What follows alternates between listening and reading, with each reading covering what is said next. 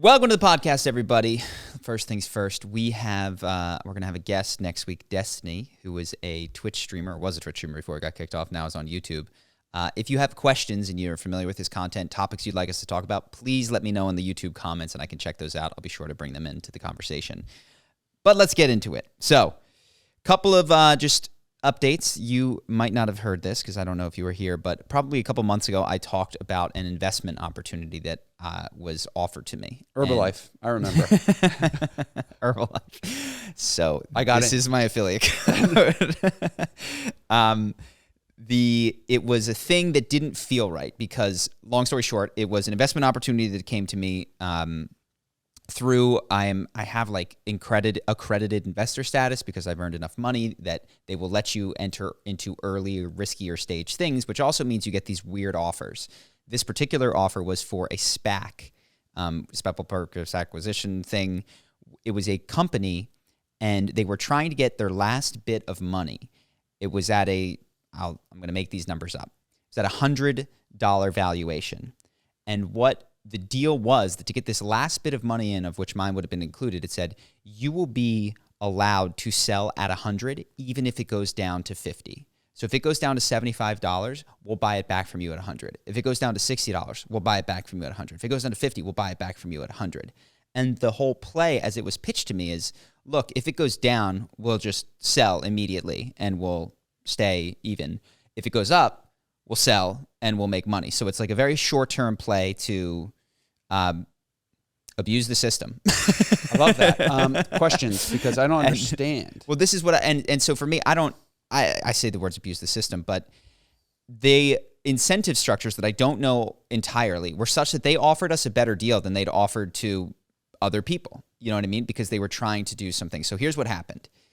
Again, making up the rough numbers. I looked back at it. It initially went up around 50% within the time frame that my investment and the people that I know would have exited. So they probably made 20 to 50%, depending on when they sold exactly in that pop, immediately off of their money. And they were negotiating constantly for no lockup period, which meant we don't have to stay for 30 days. We don't have to stay for 7 days. We can sell as soon as we want with downside protection. What eventually happened is it then went up there and then went down about 85% from where it started. So this thing's chart looks like boop, and I don't know how or why, but it's just like, oh, this was fishy and fucked up, and some people won the zero-sum game. Like, they crushed it. I could have been one of those people, but elected not to, because that's not increasingly, like, I don't want my influence via my money to support that kind of stuff. But it was just, I was like, oh, I see the zero-sum game. I see that some people are playing with unfair rules, and they will win the zero-sum game. And I see that people that perhaps bought it on the public market just got fucked. You know what I mean? Never had a shot. Never had a shot. And I don't want to be the person who's the sucker in the public market, but I'm not trying to be a shark either. It feels like this world has sharks and fishes, and the sharks eat the fishes.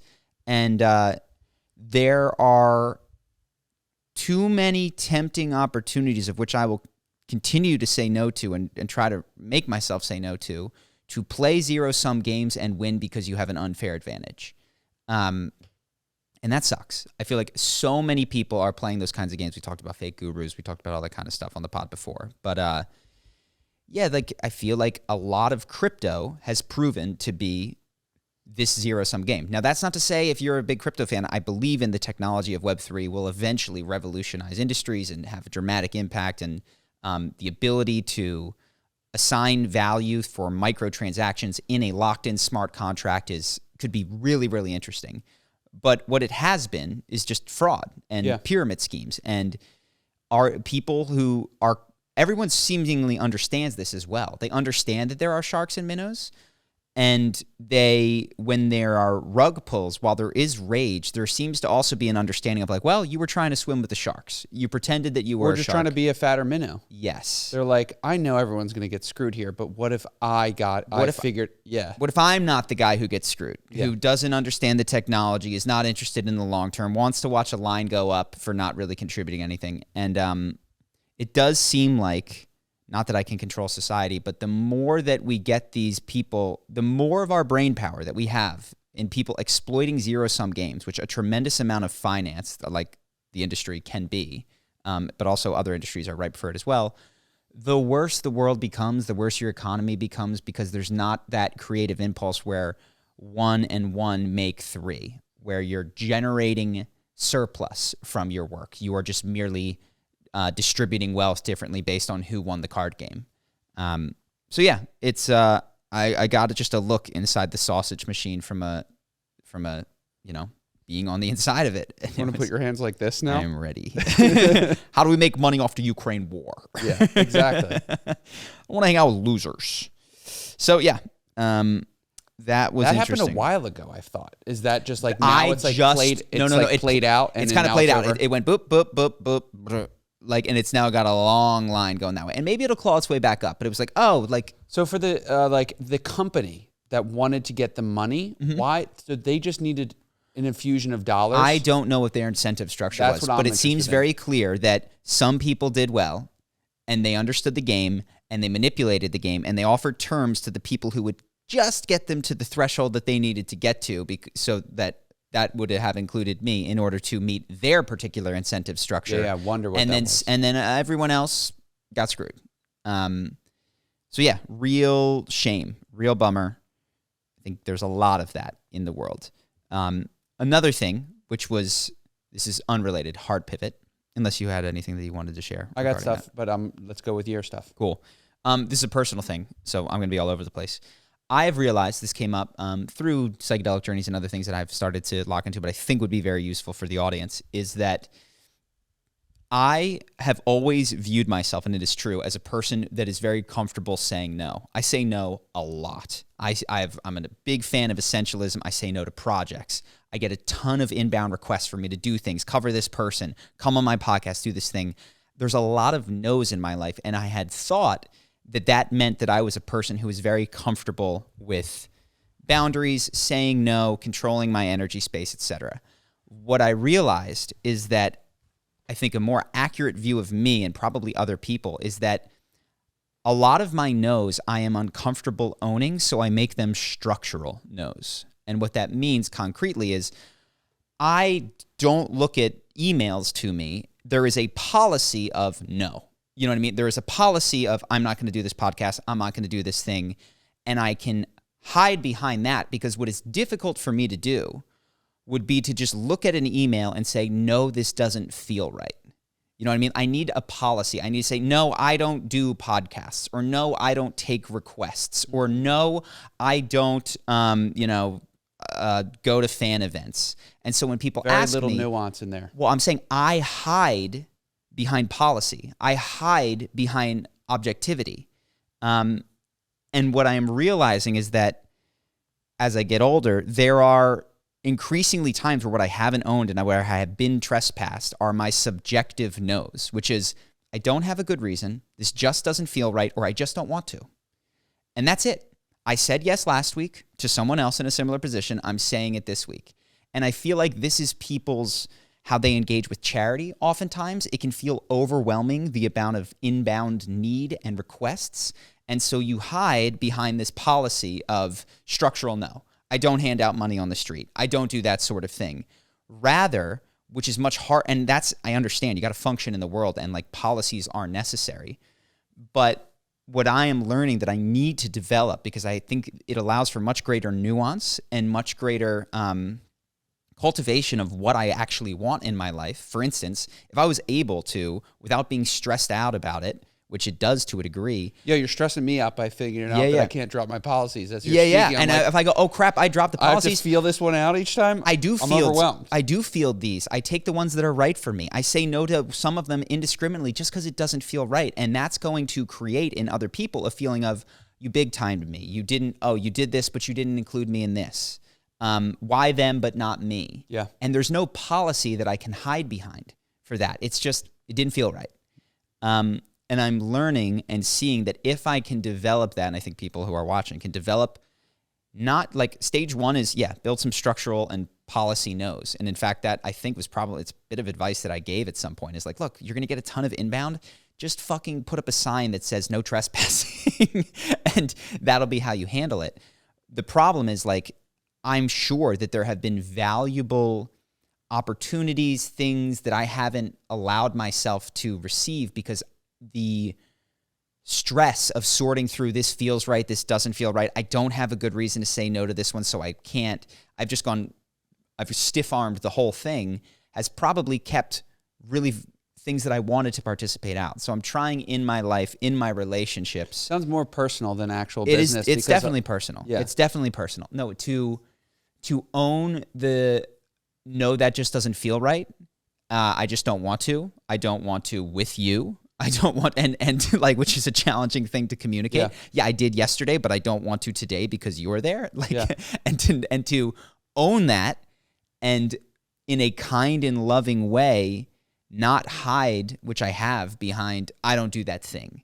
Sounds familiar, like in college when people go out on like Thursday, and I'd be like, yeah, I don't go out on Thursdays because I was tired of going out or tired of going out with this group of person.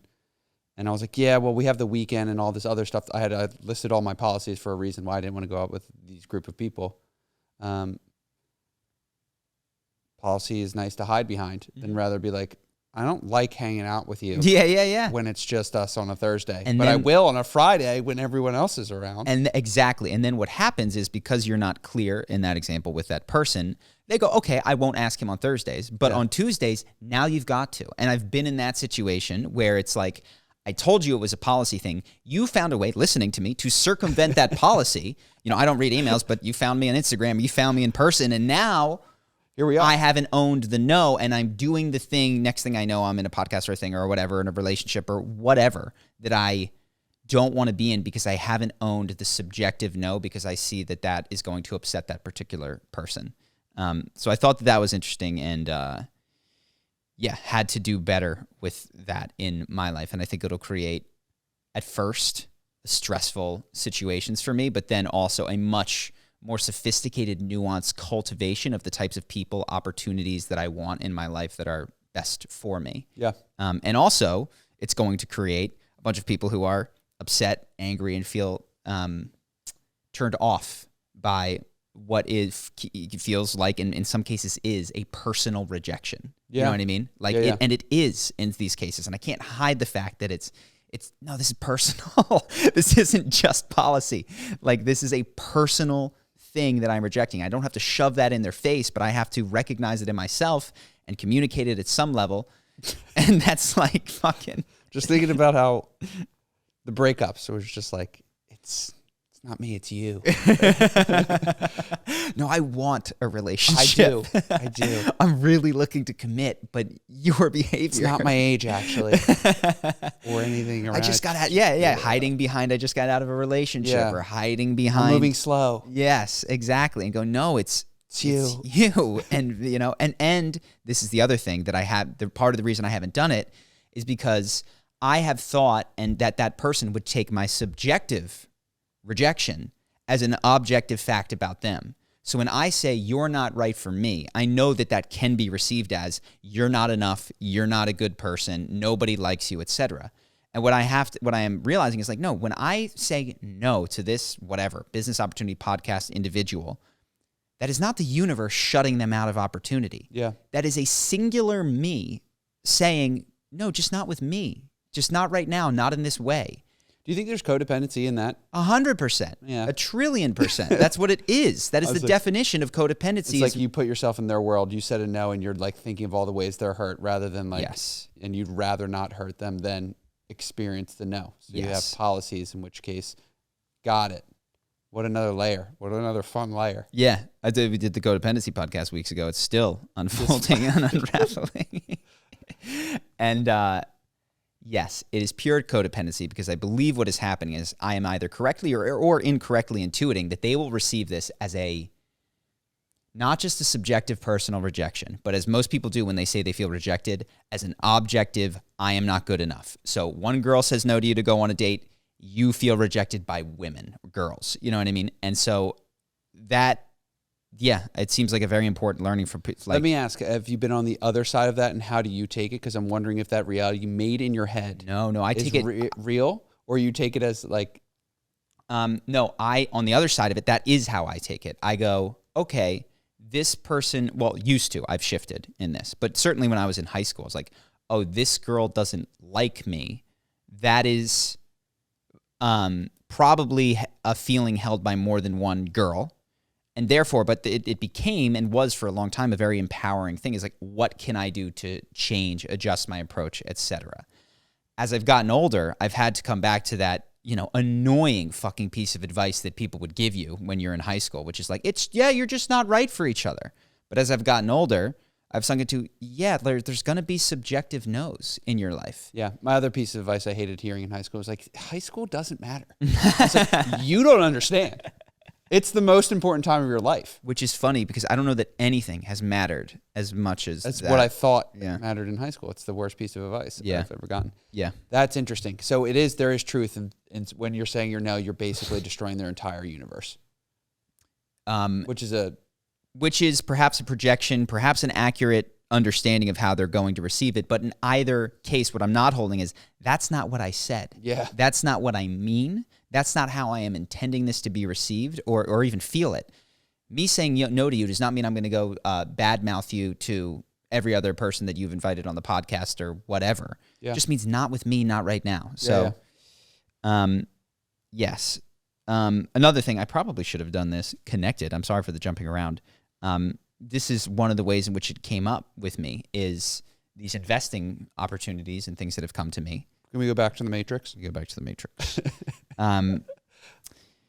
That I guess this is somewhat unrelated. There's been a number of opportunities that have come to me, public markets and private, where something doesn't add up. And I ask questions. I say, why doesn't this add up?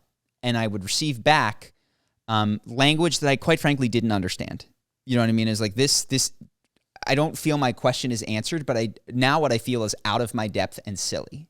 You know what I mean? Like I asked a question about why would you offer it to me at this price if you just offered it to that guy at a worse rate? You know, like why? And then there's all these reasons, which I don't understand. Yeah. And what I have done sometimes in those situations is deny my gut instinct of like something is fishy and go, oh, I'm a newbie in this field. Yes. A similar thing happened early in our business many times where one of the first ever contracts Ben and I had was for a parkour guy who was going to make a DVD for us. And we were going to send him the footage and he wanted all of the money up front in a contract. He wanted the $3,000 up front. And when we said like, hey, are you sure this is how it's done? He was like insistent, yes. And he sent the contract. And what I felt in that moment was really dumb, really out of my depth, not understanding, but also a degree of fishiness, which I pushed aside, and just ignored and was ready to send. Luckily, Ben does not have that same thing that I had. He was like, no fucking way are we going to send this guy money. And I, of course, learned as I entered the business world, that is not how you do it. You don't pay up front for this stuff. He sends you it with a watermark or whatever, and then you give him the money when it's up to snuff. And I'm sure that guy was going to run off with our money. I'm 100% that guy was going to run off with the money. But that there has been this lesson, which I am becoming conscious of, that I've learned in some ways that I'm trying to reinforce, in that I think people actually have solid instincts that can get steamrolled by the fast-talking words of other people that make you feel as if you're an outsider, that make you feel as if your foundational question is too naive for this industry. And of course, there's not a perfect heuristic of when to employ that, but I am seeing that, again, the first part of my life was be like, you have an instinct to do this thing? That instinct is wrong. Like, throw it out. Or their instinct? My instinct. Like, oh, you want to, and again, a lot of instincts are dumb. It's like, you want to, you're talking to a girl and immediately just tell her how much you love her and tell her that you've been thinking about her and you see a future with her where you guys could have a wife and you guys are in 11th grade, but you know that you go to kind of put that instinct aside. Yeah. That is not it. And there were a lot of bad instincts. And so I was like, okay, throw out a lot of these poorly, societally induced from movies instincts that you have about how to function in the world. Yeah. And I think this is just a natural thing as you get older. I'm recovering some of the instincts that have served me. I have thrown the baby out with the bathwater, and one of them is this gut sense of this isn't right. this doesn't make sense. Why is this offer finding its way to me, this amazing opportunity? That's the other thing. Every once-in-a-lifetime opportunity that I've ever received has been a scam. not just not the opportunity it was pitched as, but a scam. Yeah. And that feeling of pressure to participate in that thing, which I would say I'm like 90% or 95, I say no, but on the 5% where FOMO kicks in, it's always regrettable. Yeah. I've never rushed to a payment that I was super fucking happy with. No way. Yeah, it's interesting. No, that's not true. I've never rushed to a payment that I felt pressured or you know what I mean? But there are payments where I've gone, oh, absolutely. And I've rushed to like, I want that. I'm clear. That's my thing. So yeah. It gets mixed up though, because I believe in a world where people are smarter than me. And so to get someone who's so high conviction talking to me about finances and the way the world works is like, of course, like, Warren Buffett knows more than me when it comes to finances, and if he were to speak to me for an hour and I weren't to take any advice, I'd be an idiot. Mm-hmm. And trusted for a long period of my life that people older than me knew more. And then it's coming back full circle now, which is like they can know more, and I don't have to trust everything they do and accept their way of being, which is like you mentioned in the finance part of your story earlier, which is that you had a bad intuition. Mm-hmm. And it's like, don't see any value being created because you believe in a world that value has to be created in order to make money. And like this didn't match up. So you were trying to figure out incentive structures where, hey, what's it do for the company? It just makes this magical number, doesn't make them make more products so they can get it. And you're like, why? Yeah. Well, Warren Buffett is an interesting example for you to pick because I imagine if you listen to him, you would feel your instincts deeply confirmed. Or I don't know what your instincts are, but like if you listen to Warren Buffett, it's so fucking boring. Pick good companies. Pick a financier of BlackRock who buys like a big that's what I'm thinking is somebody who just knows markets and stuff rather than that Warren Buffett guy who's like invest in companies like Coca-Cola. And hold them forever. I agree with that sentiment. That hits my intuition as like, that makes sense. What I wouldn't get is like, some of the finance jargon I've heard, I just get lost as well. And I'm like, but you're doing well. So I assume because of your success in the world that you know something I don't. And so upon recommendation, haven't got a lot of these come into my door. So, I think that certainly not all, but there's a tremendous amount of finance that are zero-sum games played by bankers and lawyers that, most M&A acquisitions destroy value.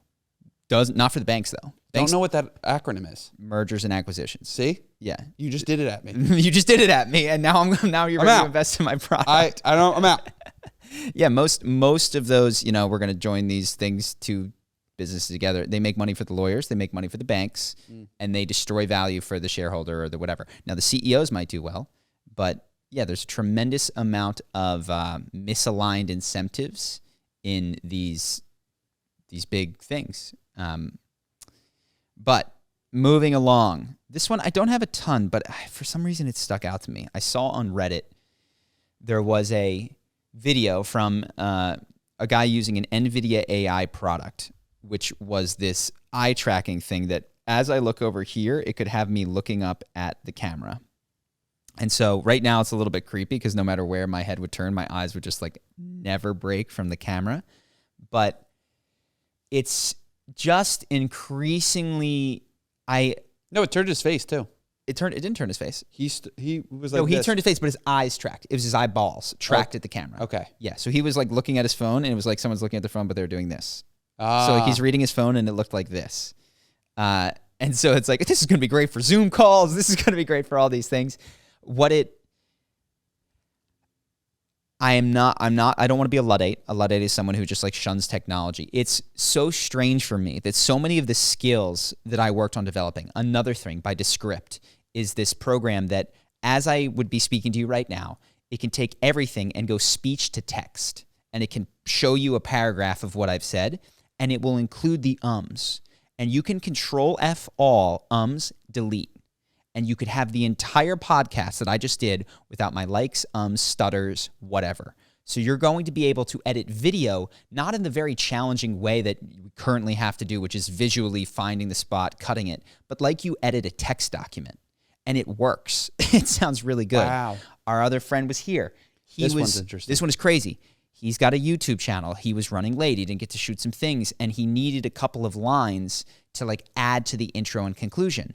So his team back home had already put his name into the same, I think it's by Descript. His voice had already been input into this. They put a bunch of his videos, ran him through this thing, and they're like, okay, we need you saying da da da da da da da. They just got him saying the lines that they needed. Yes. And so no, he was on a flight. Yeah.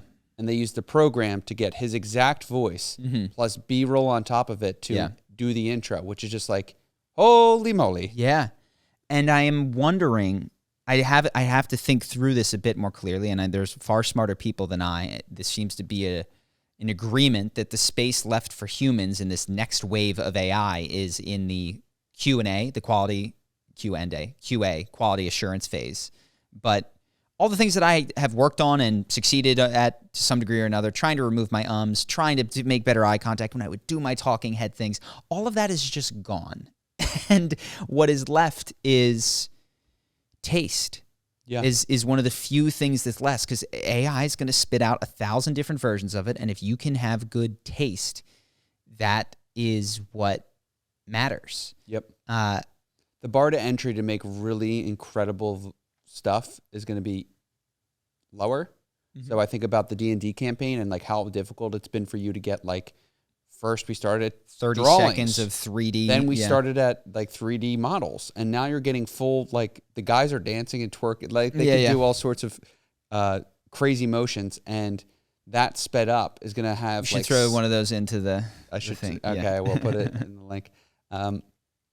That sped up in 5 years. Like that 5 years before would have cost you millions of dollars to get a studio to do the amount you're doing now. Now it's within still a large amount of money. Yeah. But 5-10 years from now, it's going to be like some kid who's like, make me a character that walks into this room, stabs this guy in the head, and then runs out, and a crowd chases him. And it's instantly going to provide it. And now you're right. It's going to be. So what stories, in a world where there are bazillions of stories, all demanding your attention, and Alex Hormozi has said this, attention is the oil of the 21st century. How do you capture attention?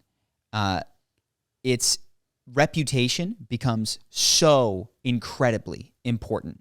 Being someone, or the station, the channel, the person that a group of people can trust to reliably select the piece of content that they want, and that could be an algorithm like TikTok, it can be a critic like Roger Ebert, that is such a powerful position to hold when everything is available beyond the internet, like so far beyond what we've experienced up until now. Full-length movies, animated shows, etc. Being able to say, all of these have incredible production value. Yes. Which of these is worth your time? Yeah. So incredibly powerful. And I haven't really figured out how I fit into that. Maybe I got to start a movie review channel. Well, we can go into this. I thought what was interesting was The Last of Us, which we watched to it. Do you have anything down on this? Because I can do a little bit. I just really liked it. Yeah, Last of Us is really good. It's a video game that came out in 2013 by Naughty Dog Studios. It's a post-apocalyptic world where a guy is living with a virus much like I Am Legend, like the zombies. Walking Dead. Yeah. It had its adaptation on HBO. It opened as the second biggest of all time. Did it really? Or second biggest since 2010. Obviously, number one, House of Dragon. This is number 2. And then like right behind, in front of Boardwalk Empire, like the season finale. 4 million plus people watched it. The thing I thought was really interesting was it was a video game first. And you said this like a number of times, which was like video games are going to have their time in the sun. Like IP with Marvel going to movies. Video games, like this was a major success. And the same video game studio, I'm going to see if I can get him on the podcast. He also did Uncharted.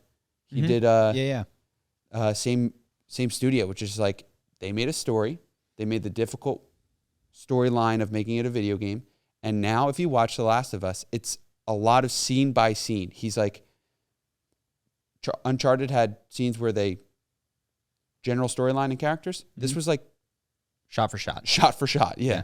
And it works. What do you know? Everyone who played the game, the people, also liked the show. And it's just like the easiest win, but also all the hard work was done up front. God of War is next up, man. Now, that one is way harder because this one is it's got zombies, but it's a character drama. God of War has, two main characters in Atreus and Kratos, but it's a lot of big budget fight scenes is the attraction of God of War. But yeah, man, video game studios, authors, obviously comic books have done it. All of these people are going to be billionaires when they start distributing their IP to a wider audience other than just which is growing, but it started as this narrow range of like super techie nerds that played it, and then it became a wider range of men that would play it. It's expanding to women, and now as people get older, adults, and it's going to be everybody on these different platforms. And they're really good, man. These kids, it's a really, really, really good show. I was shocked. I never played the game, and so for me, it was exciting to watch it unfold. Yeah. And similar to just the last thread was the D&D. They played D&D for a while. They built up an audience, and then upon selling it to Amazon, it was like a hit success. What do you know? Everyone that was along for the ride also joined the ride for the TV series part. So like, get on D&D, our show now, guys. Yeah. It's buy the NFTs. Buy the NFTs. I'll try to, let's make sure that we put up just some of the stuff. The last thing on this, which is a bit, I acknowledge, repetitive, but we are spending a tremendous amount of time, effort, and for me, money on these 3D graphics, which I fully anticipate within, 2 years, 3 years, will be like way closer to you type in a prompt as you do ChatGPT 3 and you get the quality that we're making. But we're in this intermediate phase where it's like a group of small, talented people can use these engines and make them, but it's still effort which is within my grasp, but not necessarily within the grasp of somebody who's just starting from zero. But we're working on it. What else you got? Got a bunch. I was going to say creating boundaries in life, but you did a really good job with the no. Mm-hmm.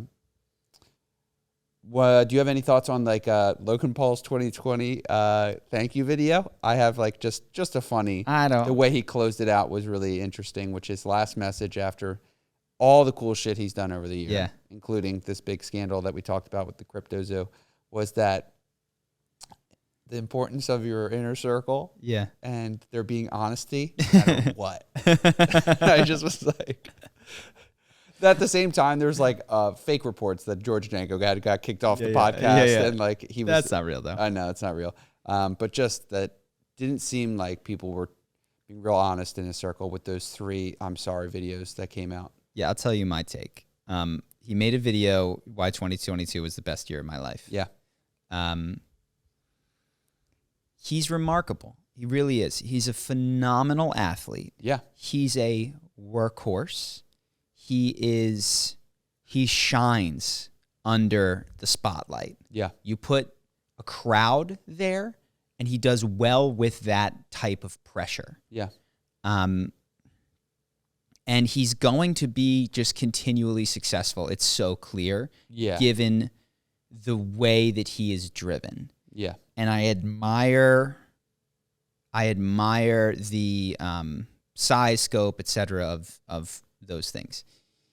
He also, in my opinion, has misconceptions given his success about who he is, which is funny because this is what happens in your 20s. You do learn things, but you assume you're there. And he's like, I really got to know myself this year. And what was clear to me, I was like, oh, dude, you're still missing a huge chunk. The things that stood out to me is like I created a sports drink. And he kept referring to him like he created Prime. He created Prime. My understanding of it, and he did not create Prime. Like he is a high equity holding spokesperson for Prime that has driven a tremendous amount of market adoption. But like if he were in charge of the operations, formulation, etc., and building that team, it would have gone the way of CryptoZoo, which is like, that is what would have happened. You were, I believe, invited into this pre-existing thing. I believe that's correct. And so the misunderstanding about what you created versus what you proselytized, marketed, is it's funny.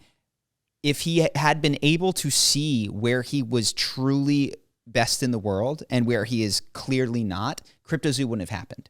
Like it wouldn't have gone the way that it did because the recognition of his own limitations would have stopped him from doing it, or would have made him approach it with much more caution or something. It was also funny, it was tone deaf a bit to release right after this whole CryptoZoo thing about how well his other NFT project did and how exciting it is. Yeah. Yeah, and then the last piece of, you said it, I had to turn it off. I was like, okay, no more. There were multiple times. I made Charlie watch it. I was like, I can't, dude. The importance of honesty in your circle is, I think this is a tension that everyone has, is you of course want to be around people that share your beliefs, values, etc., and you don't want to be around people that second guess and shoot you down and tell you that you're not a good person or whatever. If it is possible that his circle is honest with him, but then what that means is that he has excluded the people that tell him the truths that he doesn't want to hear. You know what I mean? Like, so it's very possible that everyone in his circle tells him how they're feeling about things at the time. You just couldn't ever get in that circle. But what happened is, and I thought of this, to be clear, I've enjoyed a lot of his content on Impulsive. There used to be this guy who was kind of the spiritual one, and he was just more grounded and connected to that aspect of life. And he left. He went to Hawaii. He didn't want to be in LA and with us. It's the way that you are will magnetize and repel people with messages that are, one, just have nothing to do with you, but also some of the messages that you most need to receive, you're going to repel. And this is true of my life as well. The things, I feel this. I feel it's more obvious when I feel like the person who could deliver the message that somebody else needs to hear. And I've had a number of interactions in my life where I've caught someone right as they are about to go into a deeply materialistic phase of their life. They are figuring out what to do. I'm sitting there at the table with them, and I mention some of the work that I've done and, the impact that not solving, being honest about how my relationship with my dad has forged me as a person, and the ways in which there was trauma there and the reactivity to that and how the healing of that has shifted me. And I was in a conversation where guys dude, I'm literally having goosebumps right now. I said, why? He said, what you said about your dad just is freaking me out. I said, you can look into this too. Didn't hear back he said in the conversation, really I definitely want to. I'm definitely, oh my God, this is crazy. Separated. Didn't hear back, and he went off into a deeply materialistic phase of his life, which is the pursuit of everything but the foundational cause of why he needed all of these other things. And it is interesting, and like I said, I know that I do the same thing. I'm sure that there's been someone standing next to me at various points of my life. Let Jesus into your life. It's the guy on the street with the sign. Yeah. It's the guy screaming on the Santa Monica. He's told you. Damn it, dude. Took that walk every day. He had that thing. Yeah. The wages of sin. Yes. Yeah, that guy. He was there. You didn't listen to him. I shut him out like a fool. Yes. No, I'm sure. And it's tougher to see in my own life. But yeah, there's been that person right there. And my people have clearly their own. I used to believe deeply in persuasion. I own a business called Charisma on Command. I think persuasion is an interesting and powerful thing. I am also seeing that there are lessons people are insisting that they have to learn the way they're going to learn it. There's lessons I had to learn the way I was going to learn it. Yeah, I'm confident the universe will teach them. Yeah. I'm becoming more confident. I used to think I had to teach everybody, and so now I'm letting go. It's okay. But go ahead. No, I agree. Yeah. Totes. What else you got?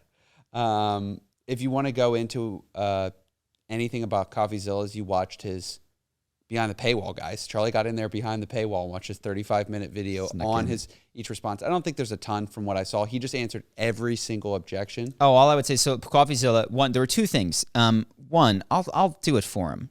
I sense in the... Sorry, let's pull back. I ran through it. Yeah, I'll do it. Coffeezilla makes really good videos. He has a Patreon. And he, in this Logan Paul saga, made a 30-minute video responding to Logan's initial things. Fully produced video responding to Logan's, Coffeezilla's a gnat, all this kind of stuff. He elected not to release it because that Logan then sort of backpedaled, and he's like, if I release this, that just sort of points the finger back at him, he might shut down. And if I don't release it, there's a chance that victims will get more money. Yeah. So he withheld it, put it on his Patreon. The first thing is that I sense in that community and him a discomfort with saying, yo, go to my Patreon, check this out. There is a 30-minute highly produced video that is really good. It is. it's as good as the other videos on his YouTube. And it's 30 For minutes. $5 a month. It's 30 minutes long. I don't know what else is going to be on there. But it's interesting because I think that what can happen is when you are making videos for an audience, and I actually don't know that this reflects his belief, but when the audience will go, you promoted, you had an advertiser, that's a scam. You did this, it's a scam. There can be a fear around doing anything that triggers that hairline response, that hair trigger response of, this is a scam. So I have felt him very briefly say, it's on Patreon. You can check it out if you want. And I see which my friend actually said after, I didn't sign up for it initially. Like they didn't even register in my head as something to do. And it was only when my friend after the video was like, dude, he clearly is like withholding telling people to go to Patreon because he feels uncomfortable about it, or like it wouldn't be right, or it would be too pushy. He was like, oh, damn, I wish he would have, because then I would have signed up. And if you weren't sitting next to me, I never would have signed up. And I'm glad that I signed up. And so it is interesting that I, if I do get a chance to speak with him, there is an aversion. There's an aversion to selling. And it's like, bro, selling is a hammer. It is neither good nor evil. I think it's not, that's perhaps not the right metaphor. If you approach an individual and with the honest question, is what I have to offer right for them?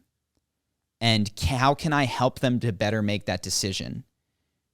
That is a kind, helpful, considerate act that we want more of on the planet, not less. Yeah. We want more. Yeah. And if you approach it from, how can I extract as much value from this individual? What words do I need to say, and how little can I offer them to get as much as I can? Then you're harming people, and selling is bad.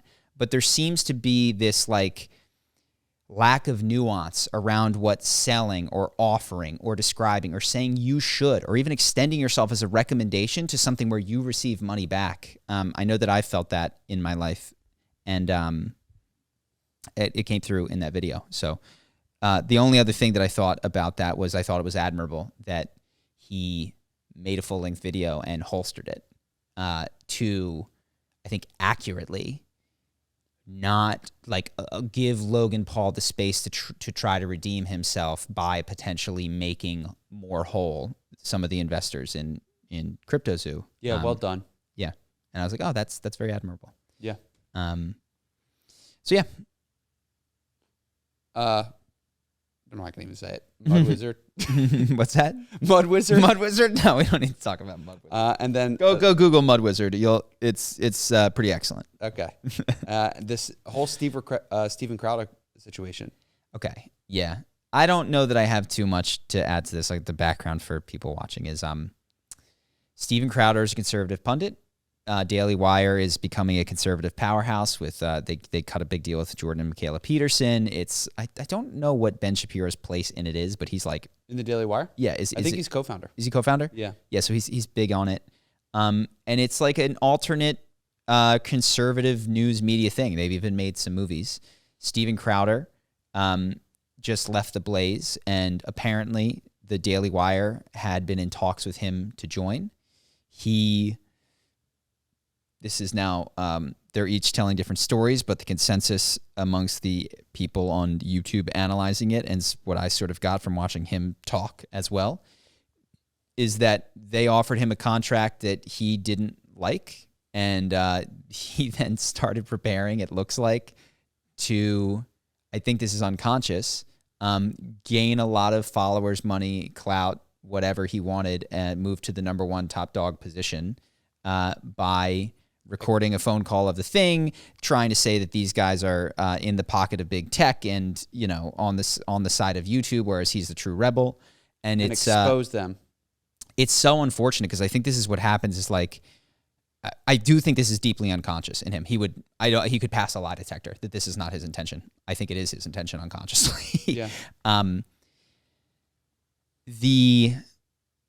When movements get big, this is what happens, is like there's a sense, there's resentments. The guy at the top shouldn't be there. I've done more. This isn't right. You're supposed to do it my way, whatever. And there's an opportunity to become top dog by fracturing it.